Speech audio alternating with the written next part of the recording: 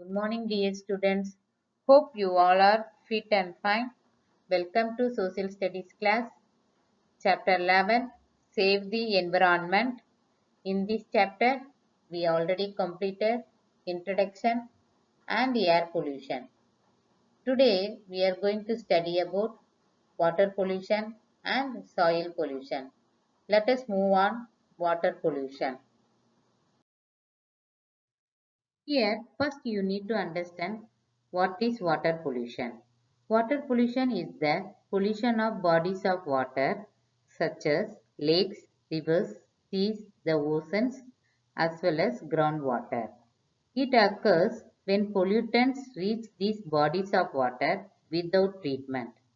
Waste from homes, factories, and other buildings get into the water bodies, and as a result, the water gets contaminated. Let us see what are the causes of water pollution. Water can be polluted in many ways. This is dangerous for plants, animals, and human beings. The pollutants of water are chemical waste from industries, sewage waste from cities. Chemical waste from industries. Many factories release pollutants directly into nearby rivers, streams, or the sea. This causes huge damage to plants, animals, and people who use the water. Sewage water.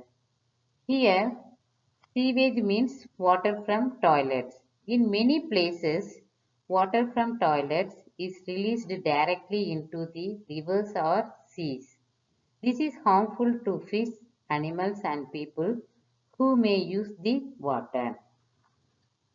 Next, what are the effects of water pollution? Polluted water is harmful for living organisms. Both aquatic and non-aquatic animals depend on water for survival. The polluted water can cause many diseases like jaundice, gastric problem, typhoid, etc. So, immediate steps are required to stop water pollution. Let us see what are the ways to stop water pollution. Here, who are the polluters? Again, it is we, human beings, or the polluters. Here are some things we can do to keep our waters clean and safe. Let us see one by one. First one, municipal authorities must treat all the sewage waste to minimize water contamination. Cities and villages must have a sewage treatment plant so that harmful and poisonous matter can be removed.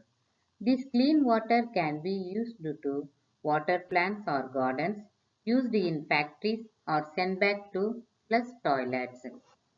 All chemical waste should be treated. All chemical factories must treat their water before releasing it. Here, treat refers remove harmful substances and impurities.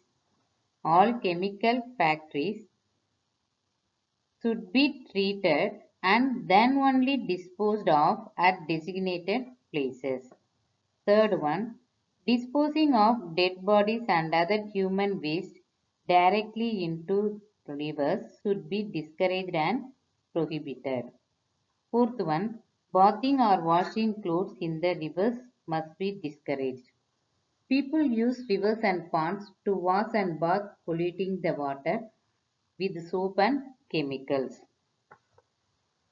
Water taps and wells will be helpful for people so that they do not need to bath and wash in rivers and ponds. Water is the most precious thing in our life. Life is not possible without water. In many cities and villages, there is a shortage of water nowadays.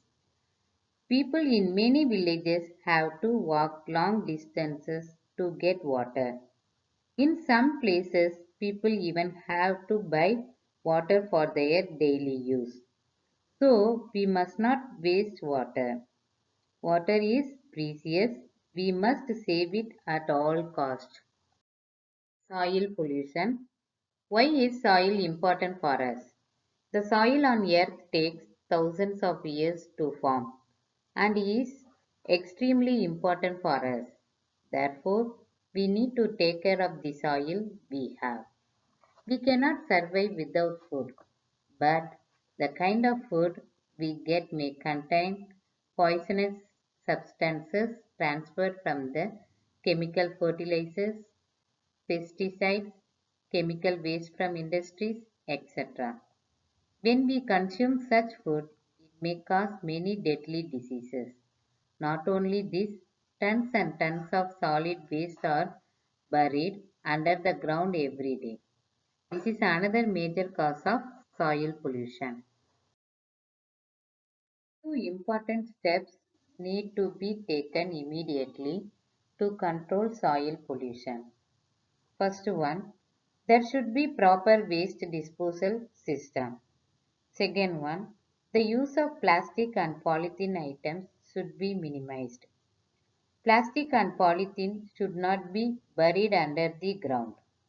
Recycling of these products should be promoted as much as possible. Third one, excessive use of chemical fertilizers and pesticides should be discouraged.